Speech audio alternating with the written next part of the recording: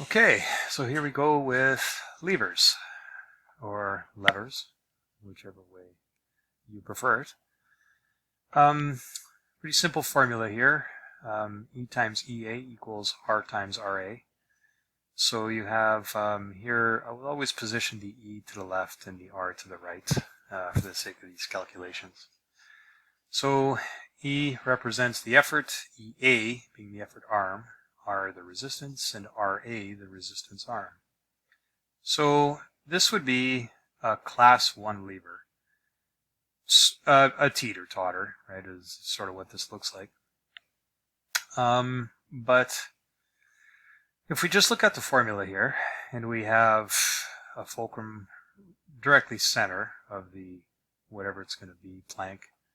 I think I got this as a plank here. So if we just, so we can have, this side will be the effort, this side will be the resistance. So, and the effort arm and the resistive arm can change according to where the fulcrum is placed. So if I just move the fulcrum over, well, the effort arm now becomes a little bit shorter than the resistive arm. Now, instinctively, if you were going to, if you have some sort of resistance here, and you, again, this is sort of like a teeter-totter, well, if you have two of the same weights and you have a fulcrum in the middle, say you have a 2 meter, 20 kilograms and 20 kilograms, it's going to balance. So in the formula, if we just look at it here, 20 kilograms times 2 meters equals 20 kilograms times 2 meters. It's just as simple as that. But if we move it over a little bit and we take this fulcrum over, so now our effort arm, and again I'll always make the E to the left hand side here, our effort arm, and we keep the weights the same at 20 kilograms. If you look at the equation here, 20 kilograms times 1 meter is not equal to 60 kilograms, or 20 kilograms times 3. So the question here is how much effort is required to lift this 20 kilograms up. So if we look at the formula, the effort, and we have 1 meter, we got 3 meters, we got here we don't have, because we're looking for the effort, but we got the 20 kilograms. So we got the effort times 1 meter equals 20 grams times 3 meters. And if we just do a little bit of mixing up of the formula, we'll have 20 kilograms times 3 meter. If we just do some manipulation here, we want to get E by itself. So we can divide both sides by 1 meter. So we divide this by 1 meter. These two cancel out, and then we have 1 meter underneath here. So we have 20 kilograms times 3 meters, which is this right here, divided by 1 meter. So that ends up with 60 kilograms. So here what the formula is showing is that it's going to take 60 kilograms of weight to balance out, or to get the 20 kilograms off the ground. And if you think of that instinctively, for anybody that's ever had to pry anything, you could have a sense that if you had this scenario in front of you, this is not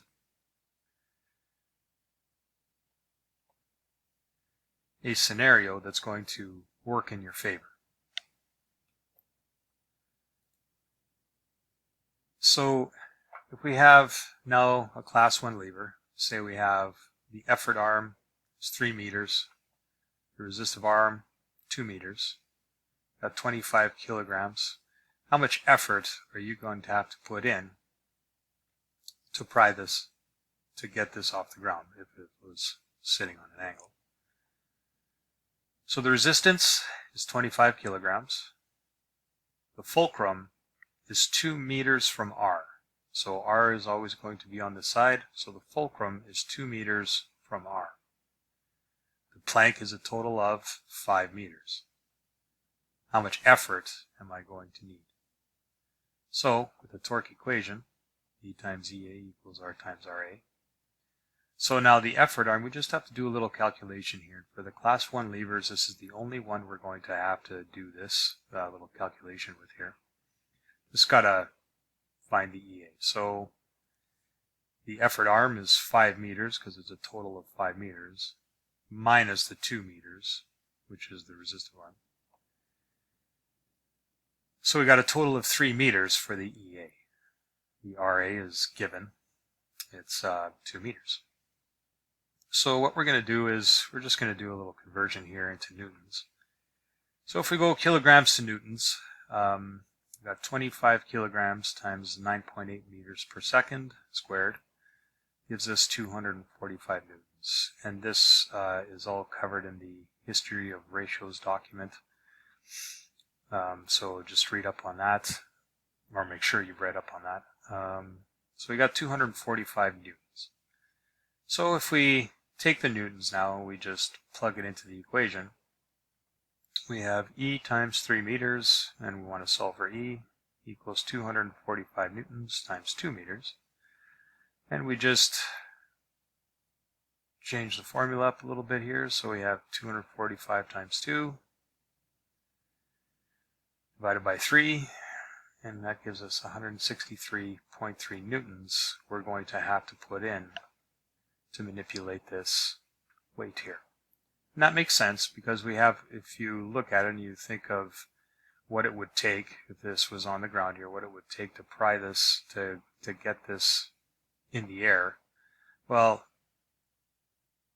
most of us just instinctively through experience know that the closer you take this fulcrum and put it here, the easier that's going to be. The closer you take the fulcrum to the load, the easier that's going to be. The closer you put the fulcrum to you, well, the harder that's going to be, kind of like the previous page. So it stands to reason that we have 163 newtons less. So 245 newtons is the total here, and we have to put less than the total, less effort than the total because of where the fulcrum is positioned. So if we take this fulcrum and move it over the other way, we just sort of switch positions here, you'll see in the numbers, which is again probably instinctive, that 245 to 3 over 2, that gives us 367.5 newtons. So now it's telling us that we have to put more effort here than what is being lifted. So it's just, the equation is sort of telling you the story here, and again, instinctively, this makes sense.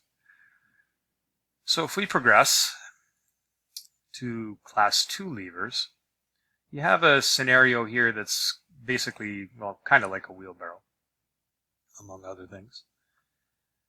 So again, with the formula here, also known as the torque equation, you have E times EA equals R times RA. And now our effort arm is the entire length, and our resistive arm is sitting between the fulcrum and the load. So our resistance here is 11 kilograms. Our load, 0.4 meters from the fulcrum. That's what we have here. And our handle, consider it a wheelbarrow, is 1.5 meters in total. So right here we got 1.5 meters. The load is 0.4 meters from the fulcrum, and it is 11 kilograms. So again, here now we don't have to do any calculating, any subtracting or whatever. So the EA is simply 1.5 meters, the total length. The RA is 0.4 meters. And you can do these in any sorts of measurements. I just put them in meters, and we'll do the Newton conversion. So we have the kilograms to newtons here. 11 kilograms times 9.8 meters per second squared gives us 107.8 newtons. And we just plug all these numbers into the formula. The effort is 107.8 times 0.4 over 1.5. And that gives us 28.7 newtons we need to lift this load. And again, instinctively, if anybody's ever used a wheelbarrow, it stands to reason that the closer this load is to the fulcrum, the easier it's going to be to lift. Alternatively, if we switch that scenario a little bit and we just keep the total length of 1.5 meters for the handle, but we position the load closer to the lifting point. If we just take those numbers, and we have E times EA, so 1.7. So we have the same scenario here, but the meter has changed here. The load is closer to the lifting point, and it shows here 86.2 newtons. And again, instinctively, for anybody that's come across this kind of scenario, that would make sense. So the equation again is sort of telling you the story. So if we progress now to class 3 levers, and now this is sort of like a crane is sort of the idea here. This scenario isn't meant for torque really, it's a little more for reach. Kind of like an overhead crane. They're not really meant for, they can handle a lot of weight, but they're really meant for reach and getting around the job site. So you got to be careful with this scenario here. But again, the same equation. So we say a resistance of 16 kilograms. The arm we'll say is 5 meters. And we'll just give it a piston. We'll call it a piston. That's the scenario. So that's what's going to be doing the lifting from this point. So what is the effort required? So do a little conversion. Kilogram to newtons gives us 156.8 newtons. The effort arm now is simply this distance. The resistive arm is the entire length. So we just plug those numbers into the equation, do a little manipulation here, and we end up with 392 newtons at 2 meters from the fulcrum. So just to change it up a little bit, again instinctively it would make sense that if we move the piston further towards the load, we're not going to require quite as much force. So 156.8 times, so we have 3 meters now, we're closer.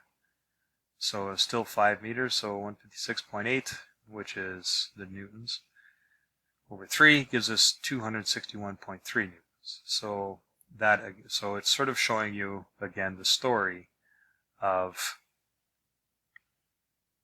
how much energy is required. So if we progress here and we come back to this scenario here, in case you haven't noticed it quite yet, got the formula, Planck, whole 9 yards here. So we got 196 newtons, 20 kilogram load.